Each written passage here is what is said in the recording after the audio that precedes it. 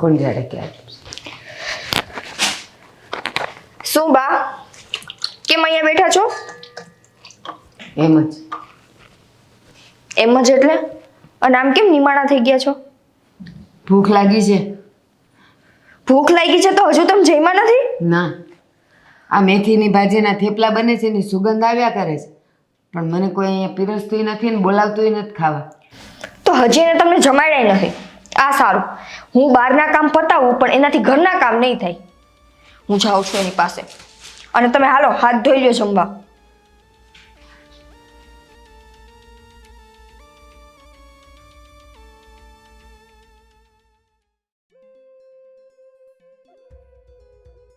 આવી ગઈ તું બજારમાંથી? આવી ગઈ. અરે પણ શું થયું? કેમ આવી રીતે ફેંકે છે શાકભાજીને? તો શું કરું? તારાથી ઘરે રહીને એક કામ ન થયું નહીં? શું કામ કરવાનું હતું? બધું જ તો કરી નાખ્યું. આ થેપલા કેટલા બનાવ્યા? બાને જમાડવાના હતા. ભૂખના માયરા નિમાણા થઈને અહીંયા પગથિયે બેઠા છે. એક જમાડી નહોતી શકતી તું એને. અરે જમાડ્યા તો છે, હવે કેટલુંક જમાડવાનું હોય? એમણે મને એવું કીધું કે મને ખીચડી કરી દે વઘારેલી, તરત જ તો કરી દીધી. મને કે મારે થેપલા ખાવા હતા, બનાવી નાખ્યા છે પણ હજી મને દીધા નથી. તને બાનો સ્વભાવ ખબર તો છે. એમની વાતને તું ક્યાં ધ્યાનમાં ધરે છે? એમણે મને એવું કીધું કે મારે વઘારેલી ખીચડી ખાવી છે, તો મેં તાત્કાલિક ખીચડી કરી દીધી. પછી તો મેં થેપલા કર્યા. એમણે મને કેવું જોઈએ ને કે ખીચડી ખાઈશ ને થેપલાય ખાઈશ. ટૂંકમાં એને જમી તો લીધું છે ને સાવ ભૂખા નથી ને. તું તો એવી રીતે વાત કરે છે કે જાણે મને બાની કઈ પડી જ ના હોય. ભૂખ્યા રાખું કયું એમને? એવી વાત નથી, પણ એવું મોઢું નિમાણું કરીને બેઠા હતા ને એટલે મને ખીચ ચડી ગઈ. એમનો તો સ્વભાવ છે, ગમે એટલું રાખો ને તો એ નિમાણા જ થઈને બેઠા હોય. હવે શાંતિથી તુંય જમી લે. ક્યારના બની ગયા થેપલા, હું રાહ જોતી હતી તારે. એને બોલાવું ખાવા હોય તો. હવે મૂકને પણ એમને હું ત્યાં જઈને આપી દઈશ. અહીંયા આવીને કેટલું કથા કરશે. સારું, આ શાકભાજી તું ધોઈને મૂકી દેજો, હું જમી લઉં. હા, બાઈ જબરા છે. ખાઈ ખાઈને શું ખોટું બોલતા હશે? હવે મૂકને, તું ક્યાં પાછળથી બબડસ? બા ક્યાં આયલા? બહાર જાઉં છું. ક્યાં બાર? અરે બહાર આંટો મારવા જાઉં છું. આંટો મારવા જાઉં છું. આ નિકિતાને તમે શું કીધું કે મેં તમને ભૂખ્યા રાખ્યા છે એમ? એને શું લાગે કે કોક દિવસ ઈ ઘરેથી બહાર કંઈક સામાન લેવા જતી હોય અને હું તમને ભૂખ્યા રાખું છું?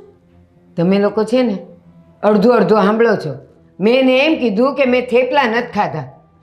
અરે પણ થેપલા નથી ખાધા, ખીચડી તો ખાધી હતી ને. તો એ વાત આખી પૂરી કરાય ને કે એણે મને ખીચડી બનાવી દીધી હતી. મનાવી તરત ત્રાટકવા માંડી કે તમે બાને ભૂખ્યા રાખ્યા. પણ એ હરખું સાંભળે તો ને. હજી તો હું એને કહું જ છું કે થેપલા બનાવી દીધા જ, પણ મને કોઈ આપ્યા નથી. ત્યાં તો એ તારા પર ખીચ કરીને નીકળી ગઈ, તો હું શું કરું? અને થેપલા થેપલા કરી રહ્યા છો. તમને થેપલા ખાવાની હા પાડી છે ડોક્ટરે? કેટલું કીધું છે કે ન ખાતા તેલવાળી વસ્તુ, તોય બસ બધુંય ખાવું જ છે. તળેલું ખાવાની ના પાડીશ, અને થેપલામાં કંઈ એટલું ના આવે. ને બીજું, ડૉક્ટરે મને મેથીની પાલકની ભાજી કોથમીર બધુંય ખાવાનું કીધું છે, તો મેથીની ભાજીના થેપલા કર્યા હતા, મને ન દેવાય? હમણાં પાલકનું શાક કરી દઉં, ખાશો ને? મારે થેપલા ખાવા છે મેથીની ભાજીના, જે આપણા ઘરમાં બન્યા છે. લ્યો, મેં કીધું કે કોથમીર પાલક બધું ખાવાનું કીધું છે, એટલે હવે પાલકનું શાક કરીશ. તું કા તમને છે ને બા તમારું મોઢું જે ઈ છે ને ઈ ખાવું છે. ડોક્ટરની વાતની ધ્યાન જ નથી લેવાની થતી. પૂછ્યો ડૉક્ટરને? નત જાવ. બધી ભાજી ખાવાનું કીધું છે મને. એ બહુ સારું. હવે ક્યાં જાવ છો તેરી વાત કરો. અરે ઘરમાં બેસી બેસીને કંટાળી ગઈ છું. કરું તો શું કરું? કેટલી ચોપડીઓ વાંચ્યું, એટલે જરા કાંટો મારવા જાઉં. આ ગામની બધી બાયું જાય છે મંદિરે. કોક દી જવાય મંદિરે, જવાય નાકે જઈને બેહાય. એ ન્યા છે ને સાસુ વહુની ખોદણીઓ સાંભળવા મારે નથી જવું. હું આંટો મારીને આવું છું. પોતે ઘરમાં જેટલી કરી લેશ.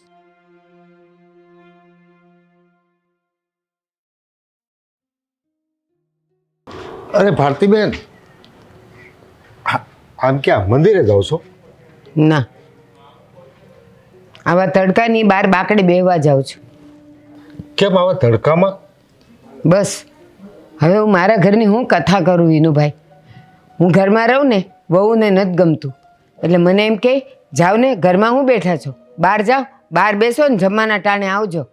અરે કંઈ એવું થોડું હોય, ઘરમાં તમને બેહવા ન દે અને એમ કે બહાર વ્યા જાઓ, એવું થોડું કોઈના ઘરમાં બને? મારું ઘર અને મારા જ ઘરમાં હું પારકી કાઢી મૂકી મને. તો તમારા છોકરા કાંઈ ન બોલે, વહુને કાંઈ ન કે? આજકાલના છોકરાઓ માનું સાંભળે નહીં ને, એ બાયડી ના થઈ જાય. તમારે બે વહુ છે ને? તો તે બે એવી? બે એવી છે, અહીંયા લખાઈને આવી છે. અરે આ તો બહુ ખોટું કહેવાય. તમે તો લગ્ન પહેલાં તો કેટલા વાત કરતા હતા કે મારે તો 2 વહુ આવી લે પછી તો મારા જીવનમાં શાંતિ. અરે સાચું કહું, તમારા ભાઈ ગયા ને તો એ મને કહેતા હતા, મને કે લે આપણે 2 દીકરા છે, કેવું સરસ દેવ જેવા દીકરા છે. આ કોક દી જો હું વયો જઈશ ને તો તારે કાંઈ ઉપાધિ નથી, 2 દીકરા ને 2 વહુ તને હથેળીમાં રાખશે. પણ અત્યારે એ ક્યાં છે, મારે કોને આ ફરિયાદ કરવી? પારકા ઘરની સોળીઓ આવે ને એ તો સમજ્યા કદાચ આવું વર્તન કરે, પણ તમારા દીકરા આવું કરી તો બધાય હરખા છે. મને તો કંઈક તમારી મિસ્ટેક નથી થતી ને? તો હું અત્યારે તડકાની બહાર હોઉં, હજી ખાધું નથી મેં. તમે વહુને બહુ ટકટકા કરતા હોય ને એવું કંઈ નથી ને એમ? અરે એણે કીધું કે બહાર નીકળી જાવ તો જો નીકળી ગઈ, એક અક્ષર હરામ બરાબર જો હું બોલી હોઉં તો એ ઉપાધિવાળું કામ કહેવાય. અને પાછા મને કે મંદિરે જાઓ. હવે મંદિરે સાસુ અને વહુઓ એકબીજાની ખોદણીઓ કરતી હોય, હવે ત્યાં જઈને બેહવું એટલે મગજ વધારે ખરાબ થાય. ઘરે વહુ મગજ ખરાબ કરે અને ત્યાં પારકી બૈરાવ કરે. એટલે મેં કીધું હું જઈને ઓલા નાકા પર બારકડા પર બેહી રહું અને ખાવાનું ટાણું થશે ને કોઈક રસ્તે હાલતા ને પૂછીશ ભાઈ કેટલા વાગ્યા, 1 વાગ્યો હશે, જમવા આવીશ ને બેહી રહીશ. પહેલાં લગ્ન કરવાના હોય દીકરાના, કેટલી ખુશી હોય કે 2 દીકરાના વહુ આવશે અને ઘર સંભાળી લે, સોફે બેહીને માળા ફેરવશું અને તમારે બાકડે બેહવું પડે. પણ એ તમે થોડુંક સહન કરજો, કારણ કે બહુ વિનુભાઈ. માથાકૂટ નહીં કરતા.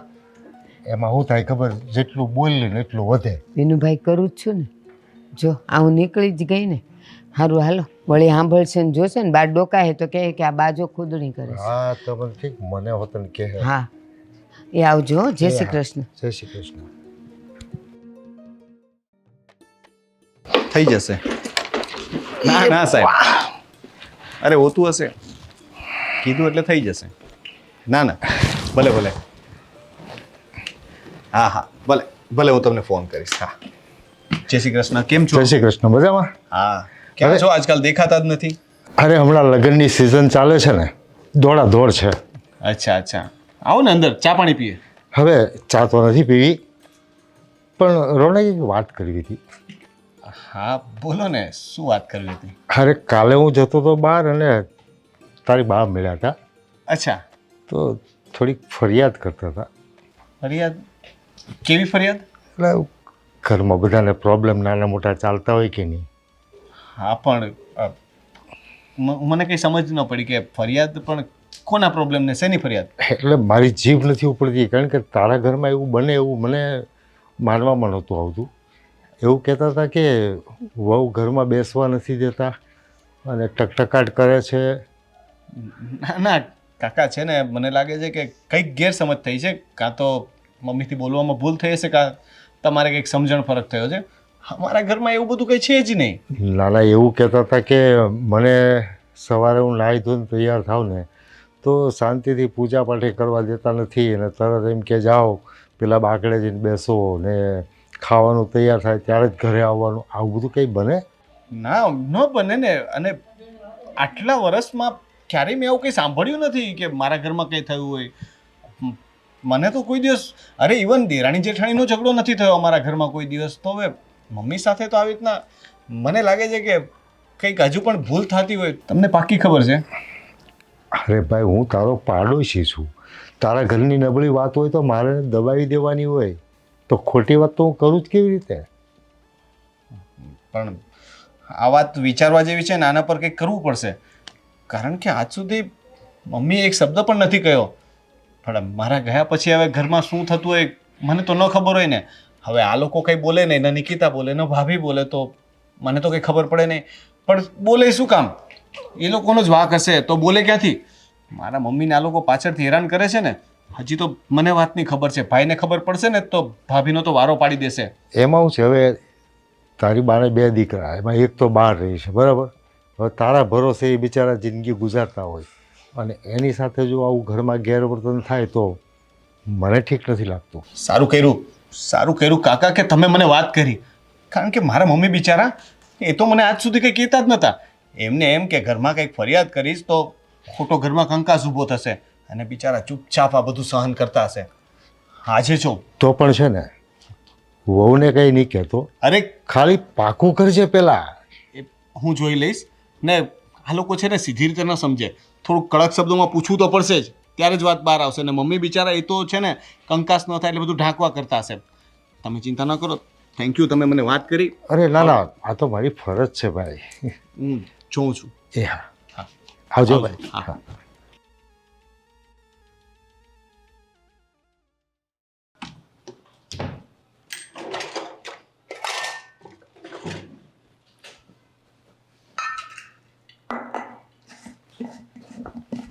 નિકિતા, હા હું શું સાંભળું છું?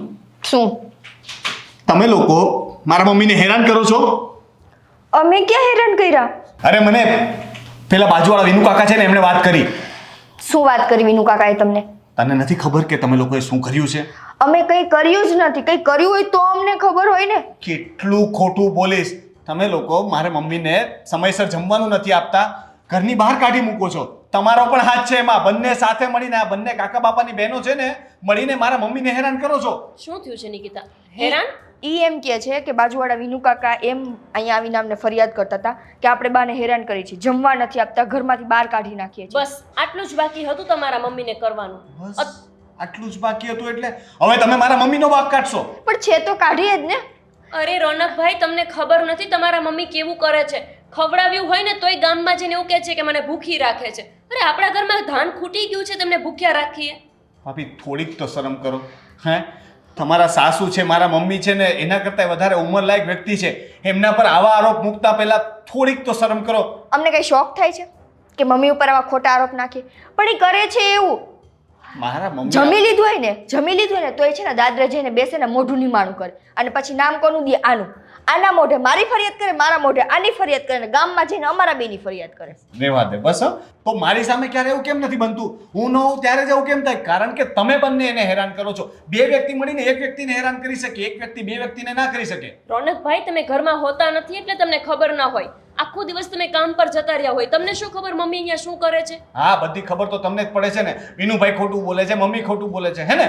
સારું, બસ અમારી ભૂલ છે ને, આપણો વાંક નથી ને, છતાંય આપણે સ્વીકારી લ્યો ભૂલ. કા શું કામે? હા, સમય સાથે તમને ખબર પડશે કે તમારા મમ્મી કેવું કરે છે. કરવું તો પડશે ને. જો ભાઈને ખબર પડશે ને ત્યારે તમને ખબર પડશે. મારા ભાઈનો સ્વભાવ તો તમને ખબર જ છે ને. એ તો અહીંયા છે ને એટલે. નિકિતા, આમને સમજાવ હવે.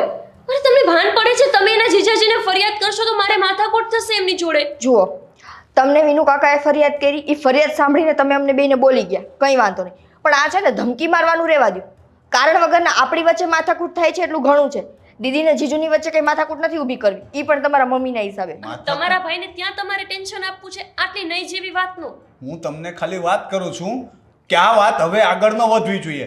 મારી પાસે બીજી વાર ફરિયાદ આવશે તો મારે ભાઈને વાત કરવી પડશે. નહીં આવે. બસ શાંતિ. અમારી સાઈડથી અમે કંઈ નહીં કરીએ. જાઓ હવે, કામ ધંધા ભેગા થાવ. જાતો જતો આ બધી વાતો સાંભળીને એટલે તમને લોકોને કહેવા માટે આવવું પડ્યું. બસ કરો ને હવે, જાઓ ને. કહી દીધું ને.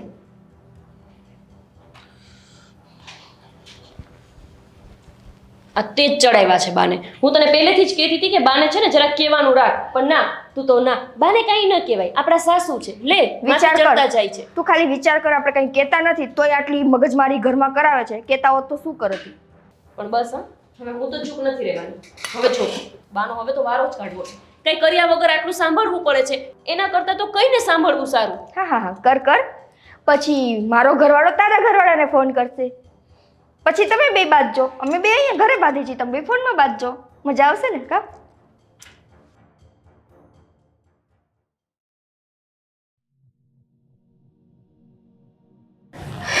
લે, અહીં બેઠા છો? હા કા, હજી તમારે રામજી કાકાને, દીપક કાકાને બધાને ફરિયાદો કરવી છે ને કે મારે વહુ બહુ વહમીશ, ખાવા નથી દેતી, ભૂખ્યા રાખે.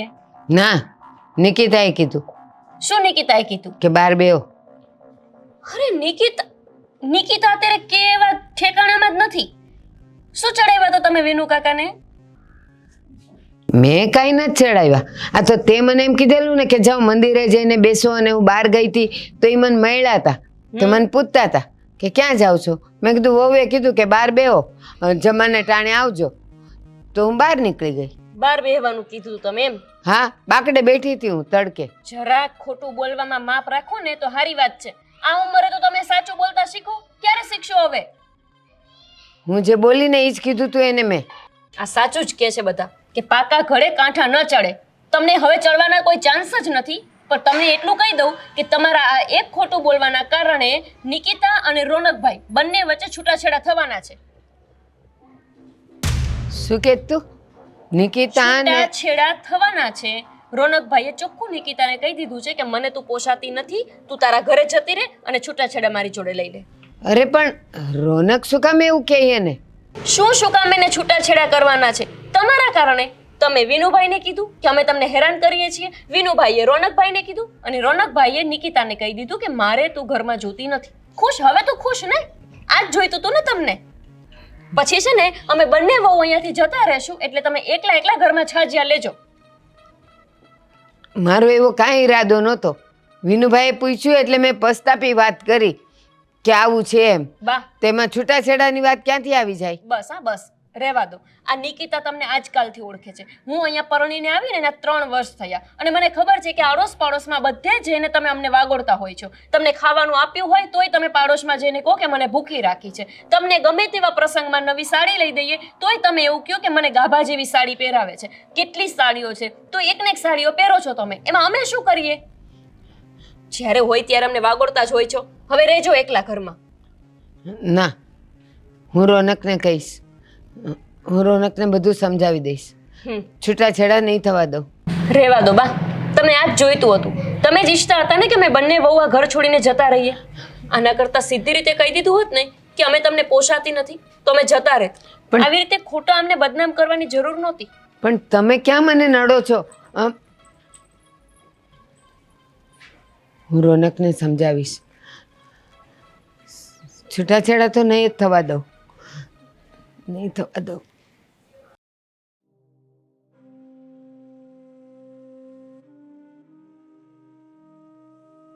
રોનક, હું તારી સાથે કંઈક વાત કરવા આવીશ.